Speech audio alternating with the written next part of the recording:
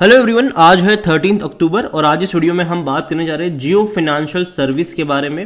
लेकिन क्वार्टर 2 के नतीजों का दौर शुरू हो चुका है और ऐसे में जियो के भी जो नंबर्स है वो 16 तारीख को आने वाले हैं। 3 दिन बाद जियो फाइनेंशियल सर्विसेज के भी नतीजे आने वाले हैं। बातचीत करेंगे इस वीडियो में कि क्या एक्सपेक्टेशन है।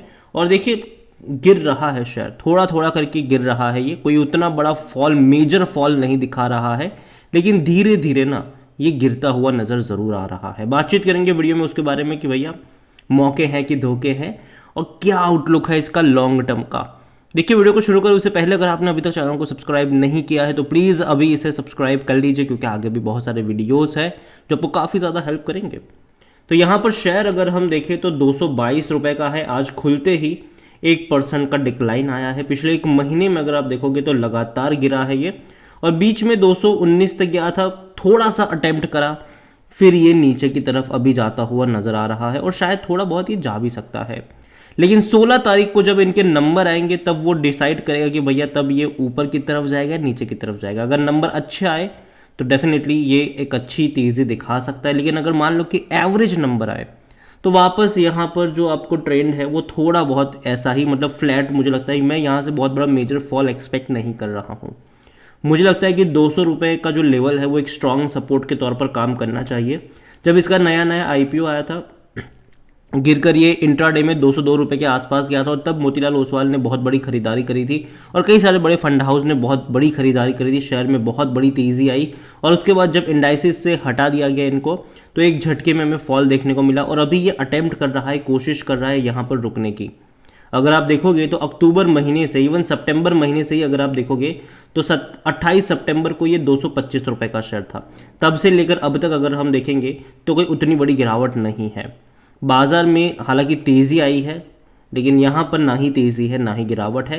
देखो, यहाँ पर ना अब तक हमने नेगेटिव चीज़ें बहुत सारी सुनी, ठीक है, कि यार नई कंपनी आई, यहाँ पर अलग अलग जो इंडाइसिस का पार्ट थी उससे हट गई ये कंपनी, तो एकदम से गिरावट भी देखने को मिल गई यहाँ पर। लेकिन अभी ना मुझे लगता है कि अभी देखो सितंबर के जो नंबर्स भी आएंगे वो मैं नहीं मानता हूँ कि उतने एक्स्ट्रा ऑर्डिनरी आएंगे, लेकिन हाँ थोड़े बहुत बेटर नंबर आ सकते हैं, क्योंकि अब तक इनका जो बिजनेसेस था ये पूरा जियो फाइनेंशियल वाला वो उतने फुल फ्लेज पे नहीं था। अब धीरे धीरे ये फुल फ्लेज पे कर रहे हैं। और अगेन ऐसा नहीं कि अभी से उन्होंने मतलब रॉकेट की तरह बिजनेस को बढ़ा दिया है, जी नहीं। तो अभी सितंबर के भी जो नंबर्स आएंगे वो मिनिमम ग्रोथ आपको देखने को मिलेगा, मतलब थोड़ा बहुत ग्रोथ देखने को मिलेगा ज़रूर। प्रीवियस क्वार्टर से कंपेयर करोगे या फिर प्रीवियस ईयर से कंपेयर करोगे, आपको ग्रोथ डेफिनेटली वहाँ पर देखने को मिल जाएगा। लेकिन जब नंबर्स आएंगे दिसंबर क्वार्टर के, जब नंबर्स आएंगे उसके बाद के क्वार्टर्स के, मार्च क्वार्टर के, तब याद रखिएगा ग्रोथ तब आपको बहुत बड़ी देखने को मिलेगी और तब शेयर रॉकेट होगा यहाँ पर। और अब तक हम सुन रहे थे कि भैया अलग अलग इंडाइसेस से हट रही है, यहाँ से हटा दिया गया है, वहाँ से हटा दिया गया है, लेकिन ये एनबीएफसी सेक्टर की दूसरी सबसे बड़ी कंपनी है बजाज फाइनेंस के बाद। बजाज फाइनेंस के बाद दूसरी सबसे बड़ी कंपनी है एनबीएफसी सेक्टर की। तो जाहिर सी बात है जनवरी फरवरी से हम खबरें सुनेंगे कि इसको इस इंडाइसिस में ऐड करा गया, यहाँ पर ऐड करा गया, इतना इनफ्लो आ सकता है, वैसी खबरें हम सुनेंगे।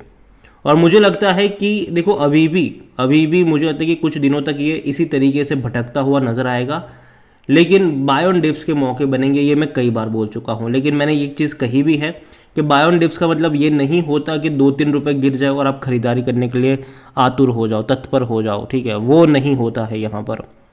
बाय ऑन डिप्स का सिंपल मतलब है, मैं यही कहूँ कि यहाँ से हर 7-8% के डिक्लाइन पर धीरे धीरे ऐड करने के मौके बनेंगे। अगर आपको 100 शेयर खरीदने हैं, 20 क्वांटिटी खरीदो, वेट करो, 7-8% का डिक्लाइन आए और 20 क्वांटिटी खरीदो, वेट करो, और डिक्लाइन आए और ऐड करो। और डेफिनेटली मैं मानता हूँ कि धीरे धीरे जब इनके नंबर्स आएंगे सामने, शायद सितंबर के उतने अच्छे मैं एक्सपेक्ट नहीं कर रहा हूँ, ठीक है, लेकिन मैं अच्छे नंबर्स एक्सपेक्ट कर रहा हूँ आने वाले क्वार्टर्स में, उसके बाद के क्वार्टर्स में, दिसंबर क्वार्टर में, मार्च क्वार्टर में, क्योंकि इनका जो बिज़नेस है, असेट मैनेजमेंट का जो इनका बिज़नेस हो गया, इनका इंश्योरेंस का बिज़नेस हो गया, वो डेफिनेटली पीक पकड़ेगा। यहाँ पर अगर बात करी जाए इस कंपनी की तो देखो मार्केट कैप इसका 1.5 लाख करोड़ के आसपास का है, अच्छा मार्केट कैप है ये। और जहाँ तक इनका डेट टू इक्विटी, कर्ज नहीं है, ठीक है, कर्ज नहीं है, बहुत ही मिनिमम है, 0.01% कह लो आप यहाँ पर। और जहाँ तक बात करी जाए तो कंपनी के मार्जिन्स भी धीरे धीरे अच्छे होंगे। हालांकि डेटा अभी बहुत सारा डेटा नहीं है इस कंपनी के अराउंड हमारे पास, और 16 तारीख को इनके नंबर्स आने वाले हैं, तो याद रखिएगा। और जहाँ तक बात करी जाए ना इस कंपनी की, तो देखो नंबर्स अब तक खराब थे इनके। लास्ट क्वार्टर में अगर आप देखो मार्च के 41 करोड़ के आसपास के नेट सेल्स है यहाँ पर, और यहाँ पर एनुअल है ये, ठीक है। और यहाँ पर प्रॉफिट्स भी अगर आप देखो ठीक ठाक है, उतने अच्छे नहीं हैं इनके। लेकिन अब जब टीम है, इनके पास एक बड़ा पैसा है, असेट्स है जिसको ये मैनेज करने वाले हो। देखो अंबानी अपने आप में इतना बड़ा नाम है कि उनको भैया पैसा मैनेज करने के लिए बहुत सारे लोग देंगे। तो आने वाले टाइम पे मैं यही एक्सपेक्ट कर रहा हूँ इन लोगों से कि एक असेट मैनेजमेंट के लिए जो इन्होंने ब्लैक रॉक के साथ पार्टनरशिप करी है, वहाँ से भी इनको काफ़ी अच्छी हेल्प मिलेगी, पैसा इनके पास आएगा। और दूसरी बड़ी बात, कई बड़े लोग जो होंगे वो इनको पैसा मैनेज करने के लिए देंगे ज़रूर, और वो पैसों का ये इस्तेमाल भी करेंगे और वहाँ से अच्छा खासा पैसा निकालेंगे भी अपने लिए। और इनका जो दूसरा इंश्योरेंस वाला बिजनेस है, डेफिनेटली अभी ऐसा नहीं कि एकदम से वो पिक कर रहा है, अभी टाइम लगेगा उसको भी, लेकिन धीरे धीरे वो भी पिकअप करना स्टार्ट करेगा। सबसे लास्ट में जो इनका डिजिटल पेमेंट वाला है वो चलेगा। तो टाइम देना पड़ेगा आपको, इस कंपनी को टाइम देना पड़ेगा, लंबा टाइम देना पड़ेगा। यहाँ पर ऐसा नहीं है कि अगर आपको क्विक रिटर्न चाहिए कि भैया 1-2 महीने में पैसा बन जाए, तो नहीं बनेगा। यहाँ पर आपको यहाँ पर कम से कम 2 साल देने पड़ेंगे, 1.5-2 साल एटलीस्ट आपको यहाँ पर देने पड़ेंगे। और तब तक बाय ऑन, मतलब एटलीस्ट आने वाला जो 6 महीना है, मतलब 3 महीना जो है यहाँ पर, वहाँ पर आपके पास बाय ऑन डिप्स के मौके होंगे। और उसके बाद धीरे धीरे करके ये भागना शुरू करेगा और 1.5-2 साल में अच्छा रिटर्न बनाने का दमखम है यहाँ पर। लेकिन अभी बॉटम कहाँ बनेगा ये कोई नहीं जानता, मैं भी नहीं जानता हूँ, ठीक है, कि बॉटम कहाँ बनेगा इसका। हालांकि सपोर्ट है 200 रुपये के आसपास, एक स्ट्रॉन्ग सपोर्ट नज़र ज़रूर आता है कि एक सपोर्ट है वहाँ पर, और जब तक वो सपोर्ट इंटैक्ट है डेफिनेटली यहाँ पर बने रहा जा सकता है। और कंपनी ख़राब नहीं है, और जिस तरीके से इनके पास डेटा है, काफ़ी बड़ा इनके पास डेटाबेस है, काफ़ी बड़ा डेटाबेस है इनके पास, चाहे वो रिलायंस जियो का डेटा हो या फिर रिलायंस रिटेल का डेटा हो, और उसको आने वाले टाइम पे अच्छे से पेनिट्रेट करा जाएगा। इवन अगर जियो ऐप में भी शायद कुछ आ जाए इनका इंश्योरेंस वाला या फिर कुछ, तो कह नहीं सकते, ठीक है, इन्वेस्टमेंट वाला। हालांकि इंश्योरेंस का आ सकता है इनकी जियो ऐप में, तो कुछ कह नहीं सकते। तो इसको भी उस तरीके से ये मार्केट कर सकते हैं। और दूसरी बड़ी बात कि भैया जो आईपीएल चल रहा है, ठीक है, जियो सिनेमा के पास उसके राइट्स है, ठीक है, और टेलीकास्ट करने के, तो अच्छे से इनकी प्रोडक्ट, इनकी सर्विसेज को प्रमोट भी करा जाएगा उन सारी चीज़ों में। तो याद रखिए लॉन्ग टर्म का आउटलुक यहाँ पर होना चाहिए। रिलायंस जो है वो जानता है कि भैया अपनी चीज़ों को कैसे प्रमोट करा जाता है, और वो करेंगे आने वाले टाइम में। टाइम लगेगा अभी भी, शायद जो टीम, ऐसा नहीं कि अभी सेटअप हुई तो कभी मतलब सब कुछ अभी से मतलब रॉकेट कर देंगे, स्काई हो जाएगा। टाइम लगेगा इसको, ठीक है, टाइम देना पड़ेगा। और मुझे लगता है कि पोटेंशियल ज़रूर है, बस आपको यहाँ पर आने वाले 3 महीने जो है वहाँ पर बाय ऑन डिप्स के मौके ढूंढने चाहिए। उसके बाद धीरे धीरे तेज़ी आएगी जब इनके अलग अलग इंडाइसिस में एंट्री होना शुरू होगा, जब इनके नतीजे अच्छे आएंगे। दिसंबर मार्च की मैं बात कर रहा हूँ, सितंबर का देखते हैं कि कैसे आते हैं, थोड़ा बहुत अंदाज़ा वहाँ से भी हमें मिल जाएगा।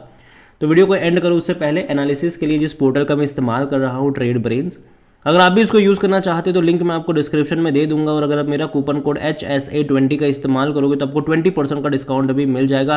कई सारे बेहतरीन फीचर्स है यहाँ पर, जिनमें से एक है कि जो बड़े बड़े इन्वेस्टर्स हैं वो क्या खरीद रहे हैं, उनका पूरा पोर्टफोलियो आप यहाँ पर चेक कर सकते हो, वो भी क्वार्टर ऑन क्वार्टर अपडेट के साथ। कई सारे स्मॉल कैप और मिड कैप भी आपको यहाँ पर मिलेंगे।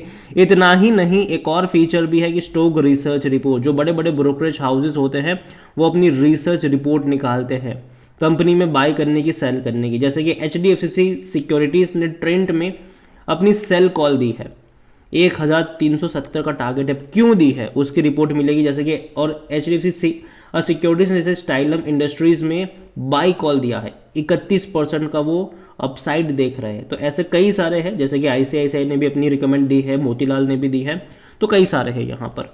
तो जाइए इसको भी चेकआउट करना भूलिएगा नहीं। वीडियो को यहीं पे एंड करूंगा, पसंद आया हो तो लाइक करें, शेयर करें, चैनल पर अगर आप पहली बार आए तो प्लीज़ सब्सक्राइब करें।